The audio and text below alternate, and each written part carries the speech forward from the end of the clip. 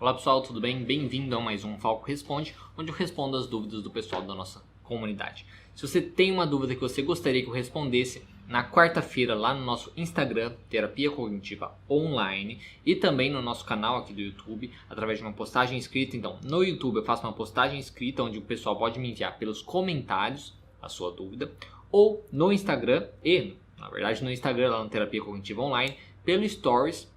Eu mando lá um quadrinho de perguntas e o pessoal me envia a pergunta por ali mesmo. Então são essas duas opções que você tem normalmente na quarta-feira. E também, como eu respondo várias perguntas, na descrição do vídeo você pode encontrar o timestamp, né? Quais as dúvidas eu estou respondendo no vídeo e também o timestamp para cada uma. Se você quiser às vezes pular para perguntas, se você não quer ver o vídeo inteiro, tem como você pular para a pergunta específica que você gostaria de escutar, de ver. Tá certo? Lembrando também que você pode estar vendo isso tanto no nosso canal do YouTube, como eu disse, todos aos sábados, ou no nosso podcast, em todas as plataformas de podcast, nas melhores plataformas aí você pode encontrar Psicólogo Diego Falco, que tem lá na segunda-feira, normalmente depois do vídeo do sábado, no sábado é no YouTube, e na próxima segunda-feira vai estar lá no podcast, isso também que é uma outra maneira de você estar vendo esse conteúdo. Tá certo? Então, sem mais delongas, vamos à primeira pergunta. Tenho a sensação que não vou conseguir atender. Dicas para perder o medo e a insegurança. Bom, inicialmente, né, a questão de, por exemplo, de perder o medo e a insegurança. Como que a gente perde o medo e a insegurança? Né? A gente não... Perder, assim a gente não perde. Né? O que a gente pode fazer? É ganhar mais coragem. A gente aprende a ser mais corajoso. E na ideia da insegurança é a mesma coisa. Insegurança todos nós temos, né? Com as mais variadas possibilidades. Insegurança no trabalho, insegurança na questão da educação, ali, do estudo, insegurança em relacionamentos, de aparência, enfim. O que a gente tem que aprender? A ser mais confiante. Né? Então aprender mais uma confiança, mais uma... entender a sua real capacidade ou aceitar a sua incapacidade em determinadas situações e poder e tentar aí se aprimorar, né? Resolver o problema. Porque a partir do momento que você reconhece que você realmente é incapaz de alguma situação, é tentar melhorar. Então, se você é inseguro com uma questão de jeito, por exemplo, e tal, de aparência, você pode reconhecer a realidade daquilo e tentar mudar. Nessa questão, por exemplo, de profissão, é a mesma coisa. A gente tem que avaliar, você tem que avaliar a sua real competência, o seu conhecimento, sabe, os seus estudos, tudo isso que você sabe, né? Como fazer isso? Uma maneira simples que você pode fazer isso é escrever, né? Escreva sobre o que você sabe. Então, independente da abordagem que você trabalhe, né, que eu imagino aqui que você seja psicólogo, né? Psicóloga. Então, independente da abordagem que você trabalhe, escreva às vezes sobre isso. Pega um tema, né, baseado nos seus estudos, e pegue um tema, sei lá, dependendo da sua abordagem, para falar sobre depressão, para falar sobre ansiedade, para falar sobre qualquer transtorno, ou falar sobre a própria abordagem que você trabalha. E escreva sobre isso. Né? Faz aí um artigo sobre isso, não precisa publicar nem nada, mas para você mesmo. Escreva da sua cabeça. E faça isso de vários temas e tal.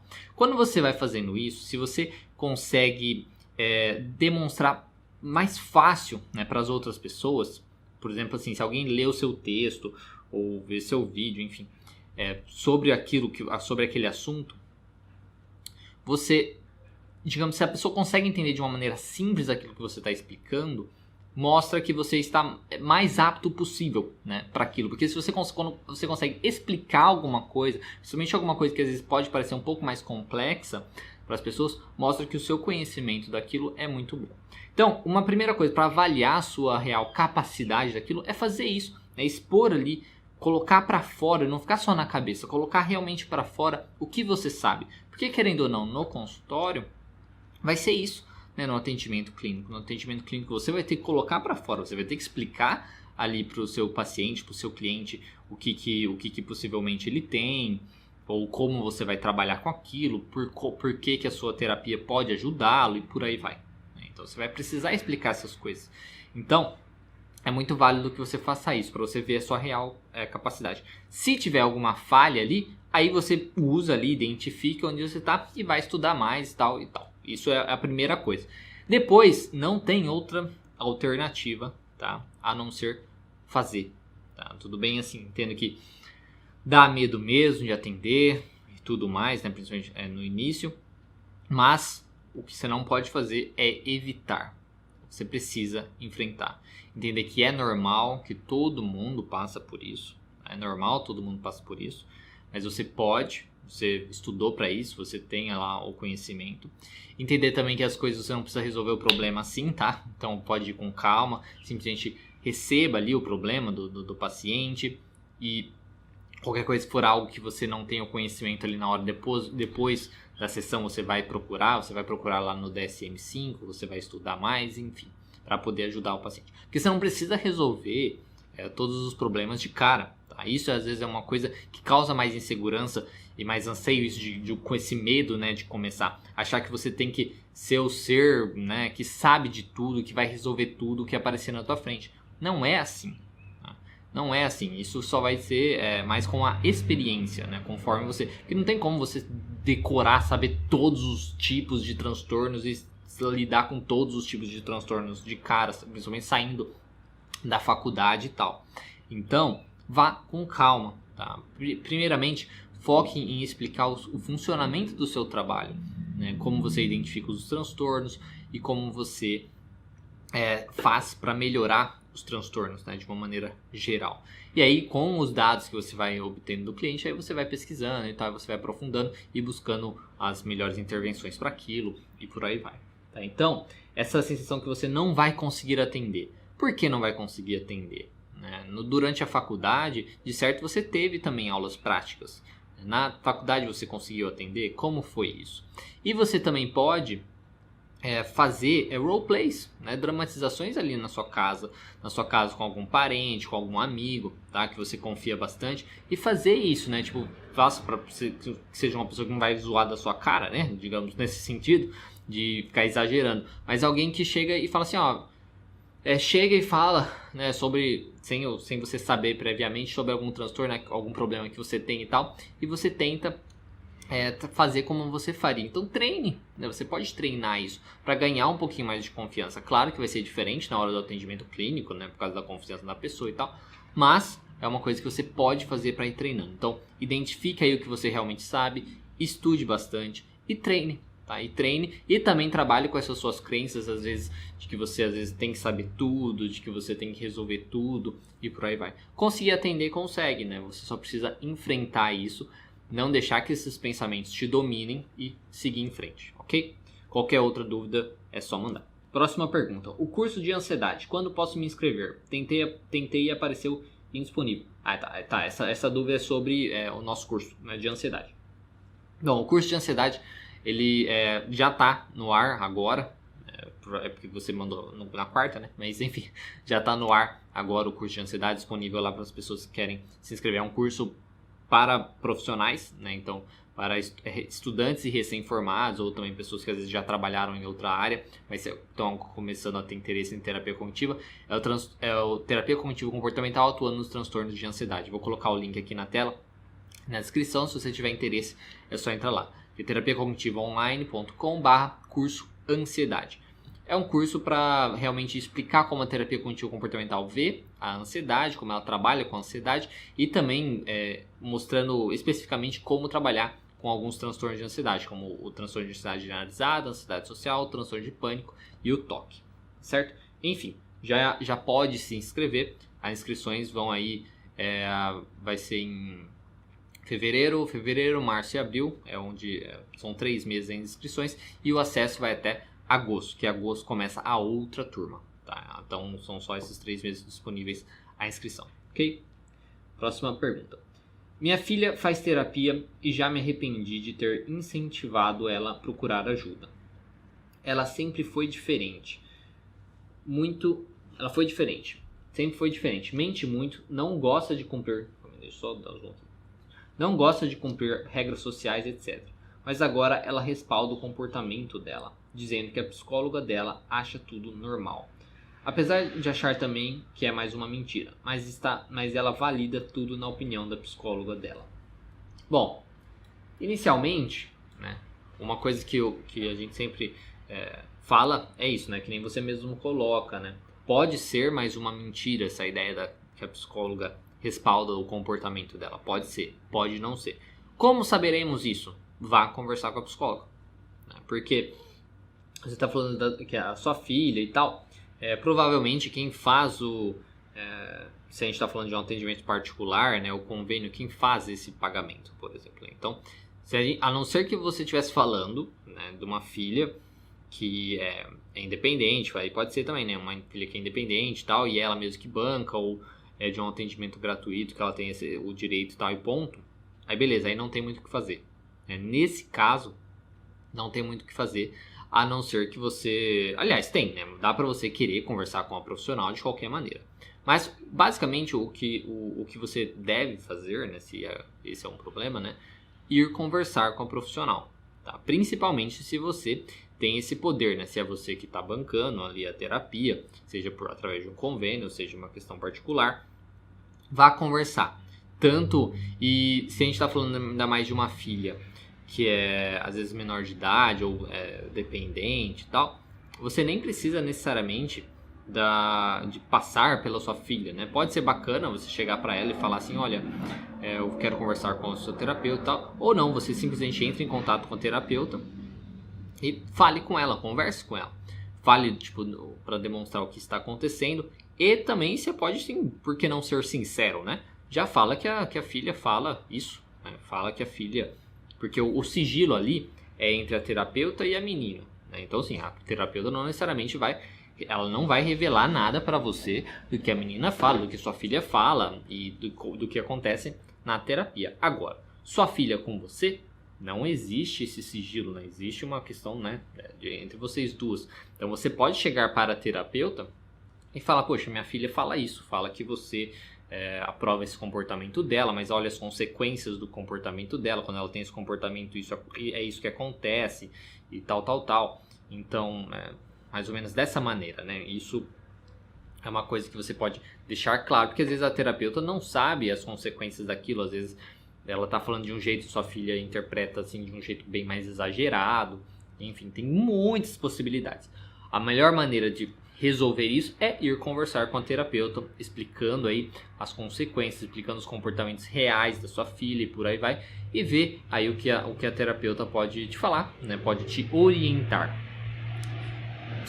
Tipo assim, né? Se você realmente tem depois de fazer isso, ficar um tempo aí e ver que tá na mesma e tal, se você tiver esse poder, tire ela da terapia, troque ela de terapia, né? Troque ela de terapeuta e tal, né? Você também pode procurar uma terapia, né? Porque o que a gente sabe porque quando a gente fala, sei lá, sua filha, né? A gente sempre deduz que é uma criança ou um adolescente e tal. O que a gente sabe que o que mais vai causar mudanças, principalmente mudanças para melhor, numa questão de ter uma noção de responsabilidade, essa questão de mentiras e por aí vai, né? De limites, não é tanto a criança, né, ou o jovem fazer a terapia, né? Pode acontecer, ajuda a melhorar, claro, mas o mais importante são os pais.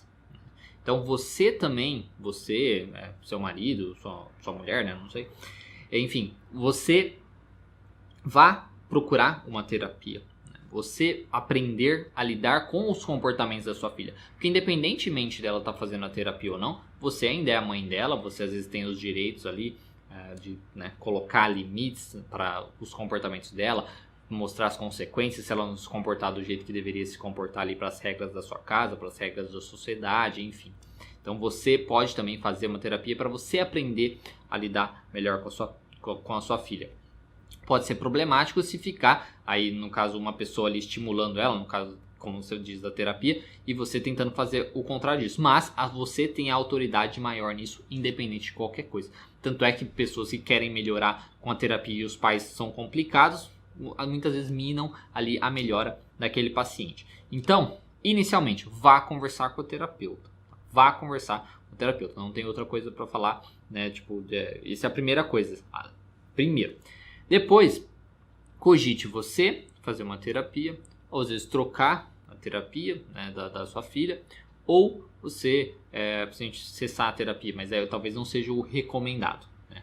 mas o que eu falaria para você é isso, tá? Porque essa noção de que tá muito pior e tal, é o que eu até falei já num vídeo anterior. E às vezes para a família vai ficar pior mesmo, mas às vezes é melhor para a pessoa, né? É melhor para a sua filha, para a pessoa que está sendo atendida. E o que for melhor para ela não necessariamente é melhor para a família. Né? Então, mas se você fala que sua filha é manipuladora e tal, então precisa ter essa conversa, porque, né, se para melhorar uma pessoa manipuladora é um pouco mais complicado, tá certo? Espero ter ajudado nisso, nesse seu problema aí, nesse seu encontro. Próxima pergunta. O que acha sobre PNL, Programação Neurolinguística? É interessante para o atendimento? Olha, sinceramente, assim, eu conheço pouco sobre PNL, sobre Programação Neurolinguística. Do pouco que eu vi, algumas coisas parecem que têm um pouco a ver com a visão da terapia cognitiva, né, da ideia dos filtros, de como você enxerga o mundo, das suas experiências, enfim. Só que o jeito que eles falam, né, eu já não sou muito aí eu já não sou muito adepto, assim, porque tem uma linguagem muito coachiana, né, que sinceramente eu não sou favorável, né, eu não apoio, né, essa é uma linguagem muito do que eu vi, assim, falava, por exemplo, o objetivo é buscar a excelência do indivíduo, enfim, são umas falas um pouco assim, blé, né, sei lá, que eu não gosto muito. Se você gosta, se as pessoas gostam, né, cada um tem o seu.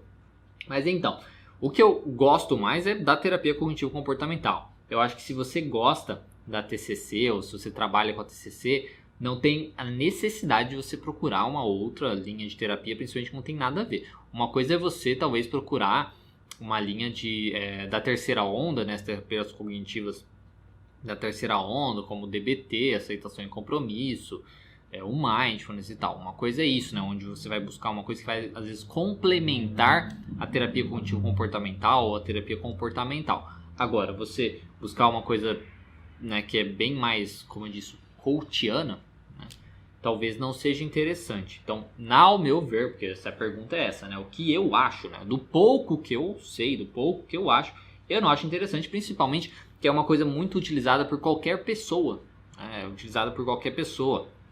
Já vi, sei lá, advogados, advogados, médicos, né, pessoas que não têm, médicos sem ser psiquiatras, né, que não tem nada a ver, né, com essa questão do funcionamento das pessoas, que falam sobre isso, porque eu fiz um curso disso, porque daí para trabalhar com isso, sabe, aqueles cursos rápidos e tal, que não... Então, como eu disse, entra muito nessa questão de coach que eu não acho muito bacana, tá? Se você for um curso aí que talvez vai te acrescentar, pode ser, não sei, do pouco que eu sei, acho que não seria uma coisa a mais, seria muito mais interessante um foco em terapia cognitiva, ou um foco em terapia comportamental, em coisas bem mais embasadas aí cientificamente há muito tempo, né? Muito pesquisado, muito trabalhado, que tem um respaldo maior, tem a sua eficácia e funciona muito bem, né? Já é muito prática, então não tem necessidade de ficar inventando moda, tá? Esse é o meu ver. Opinião de cada um aí, cada um vê como quiser. Próxima pergunta. A TCC é indicada para pacientes autistas? Qual demanda de pacientes autistas? Sim, ela pode ser indicada, na verdade ela é indicada para pacientes autistas. A gente trabalha com o paciente autista na ideia de fazer ele ter comportamentos, aprender a questão da identificação emocional, né, da regulação emocional dele, porque o paciente autista tem às vezes essa dificuldade mesmo, né, da questão emocional, de, sabe, não conseguir se controlar, de explodir, né, e coisas assim. Então, saber identificar a emoção, o que ele está sentindo, dar um nome para aquilo, saber responder melhor para aquilo. Então, e saber se comportar nas situações sociais, né? Essa criança autista, essa pessoa autista, saber ter o comportamento que deveria ter na escola, saber ter o comportamento que ele deveria ter em casa, saber se comportar de tal maneira e tal. E desenvolver a sua independência também. Então é assim que a gente trabalha. Porque assim, não existe a cura, né, para o autismo. É realmente uma manutenção ali de ensinar o indivíduo a aprender a lidar melhor com as situações do seu dia a dia, a lidar melhor com suas emoções, com as coisas, com as novidades e tal. Aí tudo vai depender do nível aí, né? Porque tem um espectro, né, autista. Então tem o de alto funcionamento, que já consegue fazer mais coisas, tem o de menos funcionamento. Então tudo vai depender disso também. Mas sim, ela é indicada, ela trabalha bastante com isso. A demanda é essa, né? A demanda é justamente essa de você conseguir fazer com que o sujeito esteja inserido, né, na sociedade, tenha uma vida aí, entre aspas, normal. Eu acho que esse é o objetivo principal. O que eu gosto de fazer, na verdade, é sempre encaminhar para alguém que trabalha especificamente com isso. É porque tem pessoas que trabalham, né, se especializam nisso, tem aquele método ABA, né, que é bem focado, por exemplo, na parte comportamental, né, que sempre muitas pessoas utilizam, e quando utilizam, às vezes trabalham só com crianças autistas, pessoas autistas, e essas pessoas são as mais qualificadas, porque pela experiência, por ter o estudo focado nisso, eu acho muito mais bacana, né, você direcionar para pessoas que o foco de trabalho são as pessoas autistas, né? Ao mesmo tempo, aqui no próprio Instagram, tem um pessoal que eu sigo lá, chama CBI de Miami, né? CBI of Miami, que tipo, eles trabalham com crianças autistas, com pessoas autistas usando, e são da terapia cognitivo-comportamental. E aí pode ser interessante, talvez você dar uma olhada, eu vou colocar o nome aqui, né, do perfil deles, você pode dar uma olhada lá. Certo?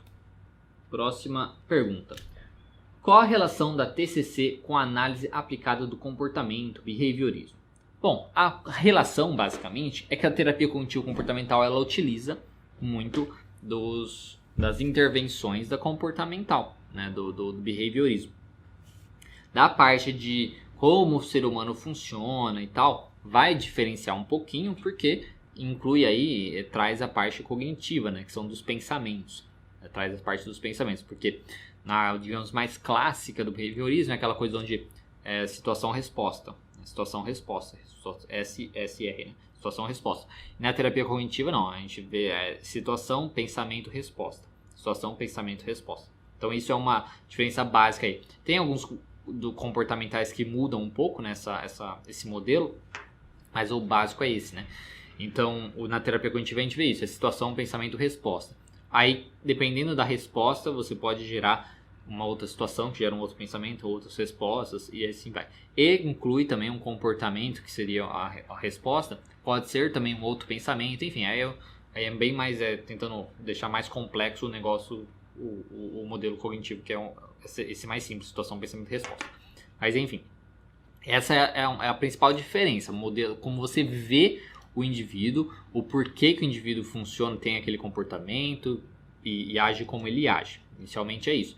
E aí o método de trabalho também vai ser um pouco diferente, mas as intervenções na terapia cognitiva, a gente tem as intervenções cognitivas, onde a gente vai trabalhar com os pensamentos, a reestruturação cognitiva e tal, e a gente vai ter as intervenções comportamentais, que aí são as intervenções que a gente usaria também, que usam também na análise do comportamento, que são experimentos comportamentais, as exposições e por aí vai. A gente não usa muito coisas muito intensas, por exemplo, a inundação e tal, mas essas outras intervenções a gente usa. Então, a relação da TCC com a análise do comportamento, basicamente o que, digamos, que elas têm em comum é isso, o uso das intervenções comportamentais, que são muito eficientes.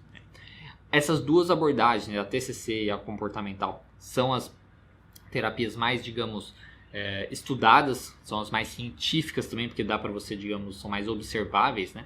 Então, são as mais científicas, as mais observáveis, as mais estudadas, que tem uma comprovação assim muito boa. Até por isso, né, que pela comportamental ser tão interessante, ser eficaz e tal, que o Beck, quando ele desenvolveu aí a terapia cognitiva, ele acrescentou a parte comportamental. Aí virou terapia cognitivo-comportamental. Antes era terapia cognitiva só, aí ele adicionou a comportamental. E aí adicionou essa questão, tá certo?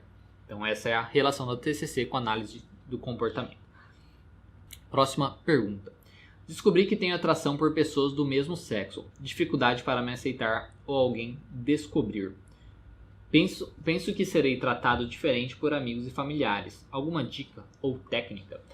Bom, a questão é assim, se você já descobriu, né, que você tem atração pelo mesmo sexo, a questão de você se aceitar, por quê? Por que você tem essa dificuldade de se aceitar? Quais os pensamentos que você tem sobre isso, né? Quais as crenças você tem sobre isso? É uma questão puramente social? É uma questão religiosa? O quê? Né? Quais os pensamentos que você tem que dificultam você aceitar você como você é? Porque é diferente alguma coisa que é imposta, né, por outra pessoa, não, porque você é assim, você é assado e você não querer aceitar aquilo. Agora, se é como você se sente, como você realmente vê, tem a atração ali pelo mesmo sexo e tal, por que não aceitar? Qual é a dificuldade de aceitar? Então, primeira coisa é isso, entender aí os seus pensamentos, as suas crenças que limitam essa aceitação. Por quê? Porque se essa é a realidade, né, a realidade aqui é que você se sente atraído pelo mesmo sexo, não tem o que fazer a não ser aceitar. Né? É a aceitação. Porque se você tentar lutar com isso de alguma maneira, vai causar muito sofrimento, como provavelmente você às vezes já esteja passando por isso, né? Causa muito sofrimento. Como aprender a aceitação? É realmente questionando os seus pensamentos. Então, identificando os seus pensamentos, questiona com evidências, questiona aí com tudo isso, né? Quais os seus medos também, né? A respeito disso, de você aceitar isso e tal. Primeiramente isso é uma coisa interna, é você com você. Depois, entra na questão aí por exemplo, medo de alguém descobrir e tal. Ou medo de ser tratado diferente por amigos e familiares. Por que tem esse medo? Vai depender muito da sua confiança que você tem nos amigos, nos familiares e tal. Eu entendo que é uma coisa difícil. Uma coisa que pode ajudar é você, às vezes, procurar conversar com alguém que seja como você. Então, você conversar com alguém que, às vezes, só que já, digamos, já saiu do armário, digamos assim, né? Alguém que já se expôs isso, né? Então, e às vezes conversar com alguém, você pode achar alguém, sei lá, às vezes pela internet, né, e tal. Desde que não seja alguém muito, muito militante, assim, muito forte, tá? Que seja alguém um pouco mais sensato, porque ir com tudo, assim, não precisa ter esse embate, essa coisa tão violenta, tá? Principalmente você que está sofrendo com isso. Então, vá com calma, mas converse com alguém que às vezes já tenha isso, procure, como eu disse, às vezes grupos na internet, grupos ali no WhatsApp, para conversar com alguém específico. Não fala no grupo lá, mas fala com alguém específico sobre isso, ou alguém que você conhece já na sua roda, aí, no seu grupo social, na sua família. Para quê? Para que às vezes eles te ajudem com esses pensamentos também, porque é muito provável que eles tiveram pensamentos parecidos e às vezes podem trazer para você a realidade deles, que às vezes pode te ajudar um pouquinho. Por exemplo, às vezes eles tinham medo também de não serem aceitos pelos amigos, mas às vezes quando eles fizeram isso de revelar, os amigos falaram, não, tipo, nossa, eu sem problema algum, né? Problema seu, isso. Eu ainda gosto de você como você é, não tem, né? Diferença nenhuma. O que, né, a não ser se a gente estiver falando de pessoas muito radicais, assim, a maioria das pessoas aceitam, né? Hoje em dia não tem um preconceito, assim, então, né, assim, nunca mais quero ver aquela pessoa porque ela se identificou como homossexual, tipo, né? Não, pelo menos não é o que a gente vê na realidade, né?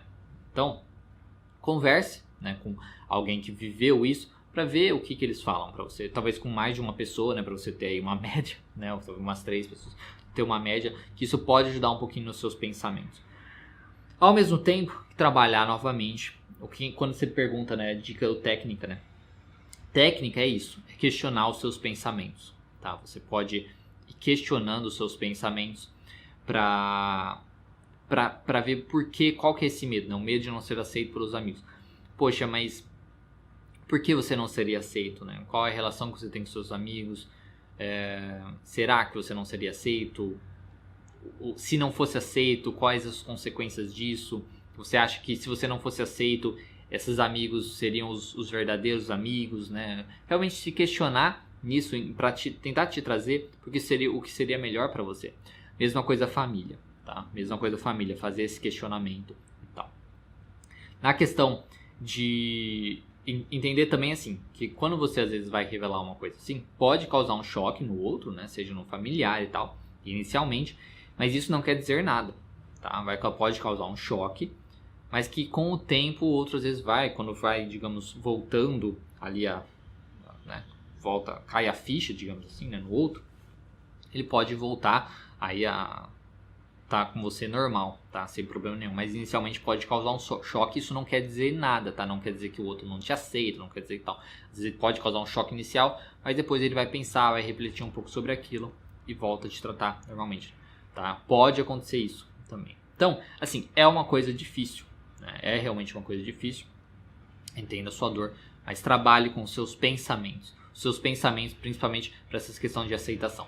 Antes de você falar para os outros, né, para pessoas conhecidas, eu digo, você precisa trabalhar com essa questão da aceitação, porque você precisa se aceitar mesmo muito bem, para que você consiga aí revelar, porque se você não se aceita direito, e aí você vai revelar e se tiver algum feedback negativo, vai só complicar essa questão da sua aceitação. Então, trabalhe primeiro a aceitação. Você precisa realmente aceitar quem você é, como você é, e por aí vai, tá certo? A ideia de ser tratado diferente também é uma coisa que pode também acontecer, mas como eu disse, precisa trabalhar essa questão de que, poxa, se for tratado diferente, será que são verdadeiros amigos? Né? Será que são pessoas que realmente se importam com você? Então, é nesse sentido. Por isso que a gente tem que tomar muito cuidado, quando a gente lida com as outras pessoas, tem que tomar cuidado com a violência que você faz as coisas. Por isso que eu falo na questão de tomar cuidado com militâncias, de você não simplesmente chegar e sabe, falando, não, eu sou assim mesmo, né, vai para aquele lugar, sabe, uma coisa muito agressiva. Realmente tentar na conversa e tal, para você entender que as pessoas são pessoas, pensam diferentes, e não causar uma inimizade, né, assim, um incômodo maior, né? Digamos assim, se a pessoa já não vai aceitar, se você chegar muito forte, assim, gritando, meio de uma maneira mais violenta, vai ser mais difícil ainda a pessoa te aceitar. Então, converse, seja de uma maneira normal. E se aceitar é essencial para isso. Tá? Se aceitar é essencial. Depois de você aceitar, você pode tentar conversar também com o amigo mais próximo que você tiver, né? Com a pessoa mais próxima que você tiver, que você acredita que é que mais, digamos, vai te apoiar, né? Seja um homem, seja uma mulher, enfim, que é a pessoa que você mais acha que vai te aceitar, e tentar conversar com essa pessoa. Como eu disse, é difícil mesmo, não é uma coisa simples, né, de ser feito, mas é isso, trabalhar com seus pensamentos. E como a gente trabalha com nossos pensamentos? Avaliando eles, vendo a veracidade deles, a validade deles e respondendo eles de uma maneira mais funcional, tá certo? E aprendendo a aceitar também a realidade. Então, se essa é a sua realidade, você precisa aprender a aceitar essa realidade. Depois que você aprendeu a aceitar essa realidade, vai ficar um pouco mais fácil de você revelar para os outros, entender que pode ser difícil mesmo, mas que vai passar. Por isso que pode ser tão importante conversar com pessoas que às vezes já passaram por isso, porque elas podem te ajudar um pouquinho a ter uma visão um pouco mais da realidade, como funciona na maioria dos casos e tal, para te ajudar um pouquinho nisso. E aí conversar também às vezes com um amigo mais íntimo, depois disso também pode ser bacana começar por aí, tá certo?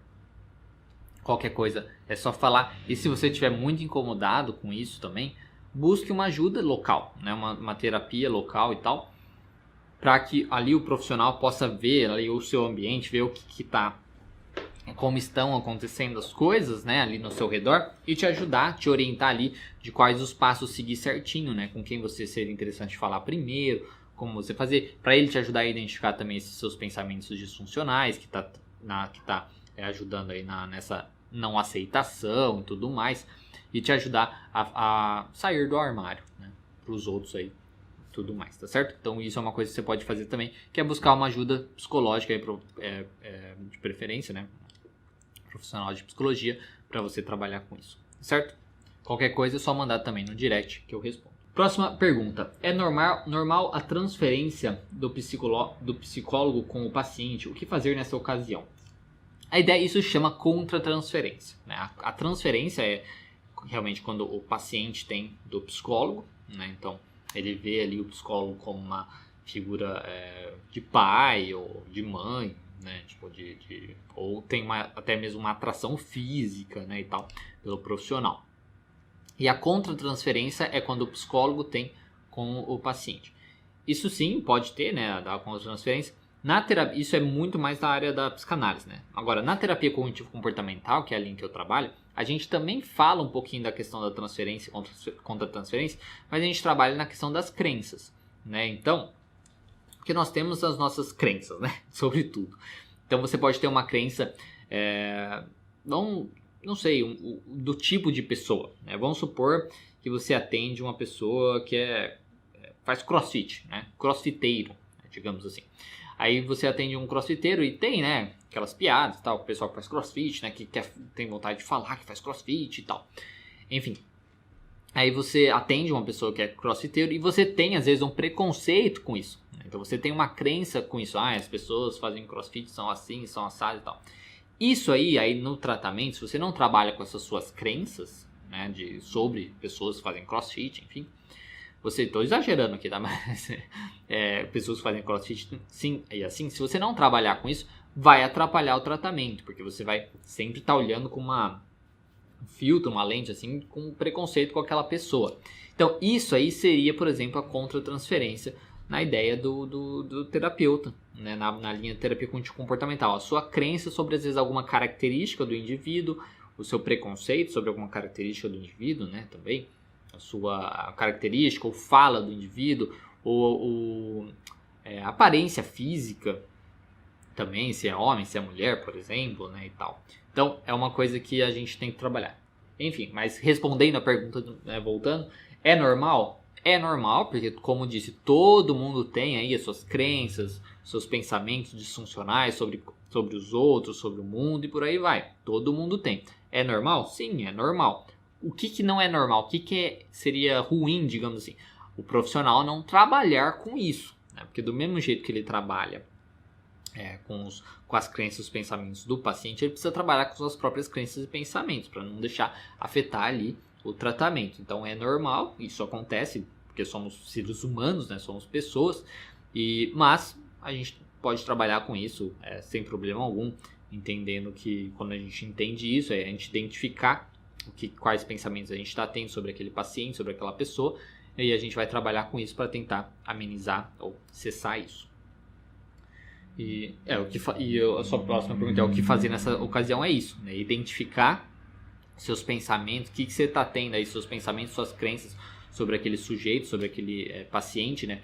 Por que você se incomoda com ele ali, por que você se incomoda com a fala dele, por que você se incomoda às vezes com a presença, com sei lá, qualquer coisa. É identificar com o que você se incomoda, identificar o porquê você se incomoda, então os pensamentos que você tem nessa situação, e trabalhar como o paciente trabalha mesmo, né? Você vai trabalhar com esses pensamentos, questionando esses pensamentos e tal, e fazendo a reestruturação cognitiva para isso. E aí você vai se sentir melhor. Enfim, é isso. Próxima pergunta. Ver se tem mais uma dessas. Tá. Próxima pergunta. O que é despersonalização e como é feito o tratamento? Bom, a despersonalização, né? Despersonalização e a desrealização são transtornos que a gente chama de transtornos dissociativos. A despersonalização é quando a pessoa, às vezes, ela tem a impressão, às vezes, que ela sai do corpo, né? Que ela não está, às vezes, em controle ou que ela não está dentro do seu corpo, como se ela fosse um observador, né? Vendo ali de fora o seu corpo e tal, ela fica uma coisa meio flutuante e tal. E a desrealização é na questão do ambiente, da realidade das coisas. São coisas dissociativas, transtornos dissociativos. Normalmente, eles aparecem em um alto estresse. Tá? Então, pessoas que passam por estresse muito forte, seja um estresse assim no dia a dia, né? Um estresse muito forte, aí isso pode acontecer. Ou estresse muito grande na infância pode desenvolver esses transtornos dissociativos. Até mesmo tem lá o transtorno dissociativo de personalidade, que a pessoa, a ideia lá é que a pessoa tem múltiplas personalidades. Isso também é de abusos, traumas muito fortes. Aí ela faz isso, né, de ter essa dissociação para tentar se proteger. É um mecanismo de defesa do indivíduo, né, da pessoa. Então, é isso. Esses são os transtornos, né, da despersonalização e desrealização e como eles acontecem, que é no autoestresse, em traumas e por aí vai. E como é feito o tratamento? O tratamento é feito através, tem que ter uma ótima, claro, né, relação terapêutica aí, né, e tal, para fazer os questionamentos, principalmente no desrealização, né, fazer os questionamentos ali para trazer mais para a realidade e tal. Técnicas comportamentais também são utilizadas para fazer com que o indivíduo volte também a focar na questão da realidade, em coisas mais reais, distrair um pouquinho aí dessa dissociação. Ao mesmo tempo que a gente usa técnicas de grounding. O que são técnicas de grounding? Trazer o indivíduo mais para a realidade também, né? Então, trazer mais para suas sensações físicas, trazer para o tato e tal, para que ele volte, né? Se ele está na despersonalização e tal, é fazer técnicas para ele voltar, focar na sua respiração, voltar, focar no tato, no contato que ele está tendo com as coisas, nas suas sensações físicas, nos seus sentimentos e tal. Fazer ele voltar aí para o seu corpo, né? Digamos assim. Então é isso que são as desrealizações, né? A despersonificação, né? Despersonalização, né? E como é feito o tratamento é dessa maneira, tá? São técnicas assim que a gente utiliza, aí o indivíduo aprende essas técnicas e conforme vai acontecendo no seu dia a dia e tal, ele vai utilizando essas técnicas para ir lidando melhor. E a última pergunta de hoje: como a TCC trabalha com a terapia de casal? Existe algum livro que você conhece e possa indicar sobre esse tema? Bom, com a terapia de casal, primeiramente eu vou responder a segunda pergunta. Se existe algum livro sobre isso? Existem livros sobre isso, né? Com certeza. Mas eu não sei nenhum livro para indicar. Por quê? Porque eu não trabalho com terapia de casal. Como eu não trabalho com terapia de casal, o conhecimento que eu tenho é baseado na minha pós, né, na especialização de terapia cognitivo-comportamental, que tinha lá um módulo, né, sobre atendimentos em casais, atendimento em casal. Se existe livro, com certeza existe, mas não sei indicar, infelizmente, tá? Desculpa. Mas você pode encontrar com certeza também, eu pesquisando rapidamente, assim, na internet tem artigos científicos sobre isso, da terapia cognitivo-comportamental para casais e tal, que pode te ajudar também. Mas como é feito o trabalho, uma das coisas que ajuda, primeiramente, porque assim, quando a gente pensa na terapia cognitivo-comportamental normal, né, pessoas individuais, né, individual, a gente vai trabalhar a questão da meta, os objetivos, o que está acontecendo de errado e tal, o comportamento errado. Na terapia de casal a gente vai fazer a mesma coisa, só que são duas pessoas, né? Como a gente vai lidar com isso? A gente vai fazer coisas separadas. Então, por exemplo, uma coisa que a gente pode fazer é dar um questionáriozinho de como a pessoa, do motivo que a pessoa está ali, de como ela acha que está o seu relacionamento, por aí vai. Então dá um questionário para cada um, por exemplo, onde eles respondam individualmente, né? Por quê? Porque quando traz os dois, às vezes, no consultório junto, pode acontecer uma coisa de às vezes não querer falar uma coisa, né, e ficar meio assim. Então, você dá esse questionário separado, você também conversa sobre esse questionário separado, você marca sessões separadas, conversa com um, depois conversa com o outro, aí depois faz a sessão com os dois juntos, tá? Então, para você ter ali o que cada um tem realmente, os interesses e tal, porque como eu disse, quando estão os dois juntos, às vezes não expressar como gostariam de se expressar. E aí você tendo o questionário e tendo também essas sessões separadas, pode ajudar bastante. Então, primeiramente é isso, para você saber os reais objetivos de cada um, as metas e tal. Aí você vai conversar, né, com eles também, aí para trazer essas metas aí em conjunto, né, de encontro, né? E porque se forem metas assim totalmente diferentes, por exemplo, isso também vai ser trabalhado. Então, com isso aí você já vai ter onde trabalhar, por exemplo, né? Tipo, você já vai saber se é possível, se não é possível, se vai ter algum acordo aí. E aí você vai juntar os dois para trabalhar com isso, né? Trabalhar realmente essas metas diferentes com cada um e tentar chegar num acordo. Depois, vamos por pensando na parte prática, né, da terapia cognitivo-comportamental, por exemplo, dos pensamentos disfuncionais. Uma coisa que a gente pode fazer é utilizar o modelo cognitivo, né, do RPD, o Registro de Pensamentos Disfuncionais, só que incluindo o comportamento do outro.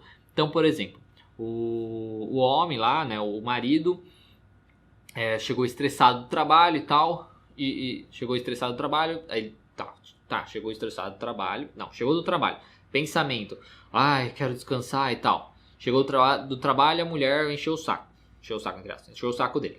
Pensamento, mas que saco, ela não só me encheu o saco e tal. Emoção, ficou com raiva e tal. Comportamento dele, gritou com ela. Aí esse comportamento dele se torna a situação da mulher. Esse comportamento dele se torna a situação da mulher. Aí ela vai se questionar. Tá, essa situação dela, o que ela pensou sobre o comportamento dele, sobre ele xingar ela e tal, como ela se sentiu e tal. Então você vai buscando aí justamente essa questão da interação entre os dois, onde você vai tentar entender como é o funcionamento desses dois e qual é esse ciclo às vezes que se mantém, né? Por exemplo, porque daí ele vai, briga com ela, aí isso vira uma situação pra ela, aí ela pensa isso e tal, aí faz às vezes ela cobrar mais coisas dele, né? Porque ele não se importa comigo e então eu preciso cobrar ainda mais ele, porque senão ele não vai fazer. Aí ela cobra mais ele, aí isso gera os pensamentos nele, isso torna uma situação, gera os pensamentos nele, ele fica mais nervoso ainda, enfim. Você precisa identificar aí esses ciclos do funcionamento dos dois, do casal, que pode ser muito bacana. Aí você vai trabalhando com isso, ensinando cada um a avaliar os seus pensamentos, ensinando como o comportamento de um afeta o outro, tá? Fazendo isso pode ajudar a eles observarem isso também, tá certo? Isso é o que eu sei, como eu disse, da parte da especialização. Eu não trabalho com casal, então não sei se tem mais coisas específicas que podem te ajudar. Com certeza você vai encontrar livros para isso, mas infelizmente eu não sei te falar qual. Mas também tem artigos científicos que você pode encontrar aí facilmente na internet, certo? Espero ter respondido. Bom, pessoal, por hoje é isso, né? Se você tiver, lembrando que você tiver alguma dúvida, se inscreve lá no nosso Instagram, Terapia Cognitiva Online, onde eu sempre faço perguntas, compartilho coisas no Stories e tal. E de quarta-feira eu mando também lá um quadrinho de perguntas e respostas, o pessoal me enviar as perguntas. Se você tiver alguma dúvida que você gostaria que eu respondesse nesse quadro, isso é uma opção. Outra opção é se inscrever aqui no nosso canal, no canal do YouTube, onde eu faço uma postagem escrita e aí você comenta ali nessa postagem qual a sua dúvida. Qualquer coisa é só falar. Se você gostou desse vídeo, dê um gostei e se inscreva no canal. Se inscreve também lá no nosso Instagram, quando eu falei, Terapia Cognitiva Online. Se você não gostou, dê um não gostei. E qualquer coisa é só mandar nos comentários. Lembrando também que esse vídeo, então, a gente tem aqui em formato de vídeo no YouTube. E depois ele vai lá para o nosso podcast em todas as plataformas, as melhores plataformas de podcast, como o Psicólogo Diego Falco. Você vai encontrar lá o nosso podcast sobre também o do Falco Responde, que você pode escutar em formato de áudio. Certo? Muito obrigado e até mais.